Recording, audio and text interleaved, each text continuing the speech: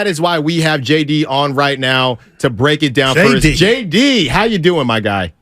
What's going on, fellas? Good to be with you. And yeah, wow, never a dull moment around the 49ers here as they're preparing to hit the field for their final training camp practice, final practice open to the media, and some big news with Sam Darnold reportedly being named the backup quarterback, fellas. Not surprising if you've watched the preseason and watched as many training camp practices as I have. I think it's been trending in that direction really since the Raider game for sure, but maybe even slightly before that.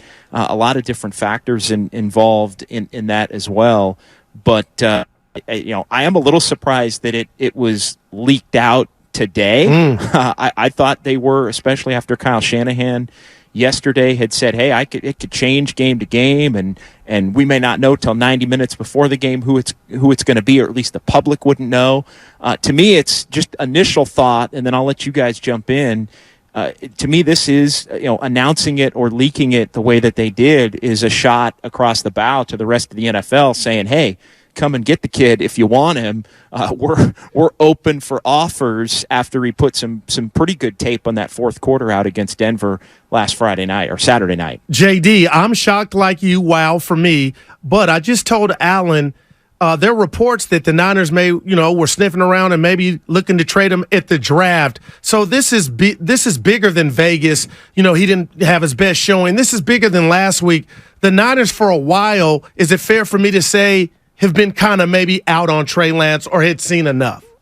Well, it goes back to them signing Sam Darnold right when free agency opened. And part of that was Brock Purdy and the injury and not having a healthy quarterback on the roster at that point. So you needed to plug somebody in that you felt could at a minimum be a backup, and then you open up this competition. To me, where things changed was when Brock Purdy was fully healthy. When Brock Purdy was fully healthy, heading into training camp, and it became a competition for the 2 versus the 3, that's where I think this thing took the turn, fellas, to be, at the point where it is now, where, it looks like he might be on the roster, but it also looks like maybe he wouldn't be on the roster if somebody comes with an offer that makes the 49ers, worthy of maybe moving. We're talking to John Dickinson here, our reporter correspondent for 95.7 The Game, reacting to the news per Ian Rappaport and Tom Pelissero that the Niners are naming Sam Darnold their number 2 quarterback and exploring options for Trey Lance. So, JD, I think that is a question on everybody's minds. How bad do the Niners want to get Trey Lance out of here? Is it with a 6th rounder and, hey, we'll just cut ties, that's how much we believe in Brock? Or are they willing to hold on to him if the appetite around the league isn't as hungry as they would like? I think they're willing to hold on to him. I think he's shown in training camp, as much as I do believe Sam Darnold has earned the number 2 spot, I do think that Trey Lance has showed everybody that he has an NFL future. Like, I don't buy some of the nonsense we were talking about, we were hearing last week, like he might be out of the league. I think the 49ers would be comfortable keeping him unless they get an offer. To me, it's more like they're going to be looking for, a 2 or a 3 or somebody that really wants to view Trey Lance as a quarterback that they want to develop and have high hopes for. I think that's part of the reason for the timing of this is to, because he played well in that fourth quarter against Denver, because I think they knew that Darnold had been the guy that won the job. They're trying to let the league line up and try to field maybe multiple offers or have a couple of teams go against each other to where they can get more than a 5 or a 6 or a 7. I don't think the Niners are in a rush. Now, the financial component of maybe making a trade and freeing up more cap space that can be used at the trade deadline potentially this year, or having it carry over to next year where they're pretty tight up against the cap, that could be something that factors into this thing as well. But no, I think if they don't get an offer they like, I think they're comfortable having Trey Lance be the number 3 quarterback and continue to develop in the background. And if it gets to a point where 3 quarterbacks need to play, as we've seen in 4 of the last 6 years, I think at that point they would trust that with the talent around him, that they could win some games with him. At this point, though, it's more about the short term And who gives him the best chance to win right now? And that's Brock Purdy, then Sam Darnold. And then I think Trey Lance, if he's on the roster, becomes still more of the developmental project that is probably going to be a couple of years away still from being a finished product. Yeah, JD, good stuff, because that's where I'm at, and that's what I told Alan and the listeners. I know it's a league of men. Trey Lance has been in the league, fairly new. They're not giving him away, Goo. Okay. They're not giving him away. But does he want to be given away now? Like the fact that this news broke, JD, and I know some may say, Guru, who cares? But if I'm Trey Lance, Jay, put yourself in his shoes, and he don't have much leverage. Wouldn't this be the straw that broke the camel's back, though? Possible. I mean, I could see him feeling that way. And maybe part of this is the 49ers trying to do right by him, at least putting it out there to a point where maybe they could find him a home. But they really don't owe him that. I know maybe at this point next year or in the off season after this season, they could try to find a home for him in that fashion, or work with him and his agent to get something done there. But the truth is, what they owe is everybody in that locker room the best 53-man roster. And I think if that means Trey Lance is the third string quarterback, then that means Trey Lance is the third string quarterback. They can't be, because he's upset about it, more willing to move him unless it's beneficial for them, because there still may be an opportunity, as we've talked about a couple of times here just in the last 10 minutes, an opportunity for him to play. Like I don't think it's, and I also think there's some risk here in this sense, guys.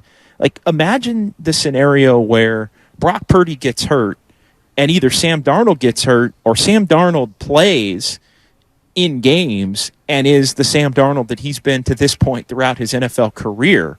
At that point, you don't want to have Trey Lance, if you're the 49ers, on another roster potentially playing and developing. Like this is not without risk. This still has the opportunity to look bad for the 49ers, guys, if they had to go to Darnold and Darnold wasn't good, or Darnold got hurt and Trey Lance wasn't around and Brandon Allen ended up having to play and he stunk in games that mattered after they chose him as a better option compared to Trey. So there's levels to this thing, and I think we can all agree, all right, Trey wasn't going to be the one, and I think if you'd watched the last month at training camp in the preseason, it became more clear he wasn't going to be the two, but that doesn't mean that he's somebody that you wouldn't still rather have on your roster given the way your season plays out, as opposed to watching him maybe go and develop without the ramifications of winning in another uniform. JD, one more before we get you out of here. Reporter, correspondent for 95.7 The Game, our guy. How does this affect the next preseason game against the Chargers for the 49ers, with Trey now this being out in the open, that the Niners are going to explore options and he is at best QB3?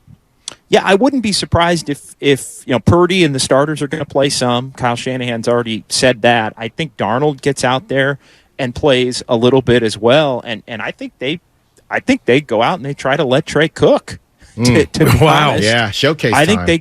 think they go out and they let him try to get the reps that he needs, but get the reps that he needs without the specter of him fighting in this competition. They basically announced that the competition is over, and it's like, all right, go let it rip. And who knows? Maybe they have had internal conversations with Trey where they've told him, hey, we will move you as long as we can get what we deem value for you at an appropriate level. So go let her rip almost in an audition. The better you do is the better for you and the better for this organization. And if that all works out, we will do right by you and send you somewhere to where you can play and develop and everybody wins. So I think there is a lot in play on Friday night. JD, one word answer, because I know you got to go.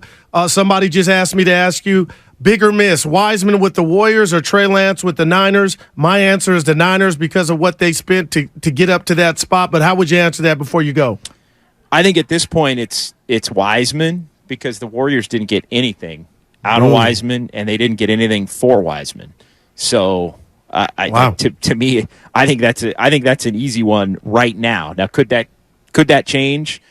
Maybe, but no, I think the Warriors on Wiseman's the bigger miss. Well, thanks, Jay. Well, I'm sure that is a conversation that will be kicked around for the next couple decades here.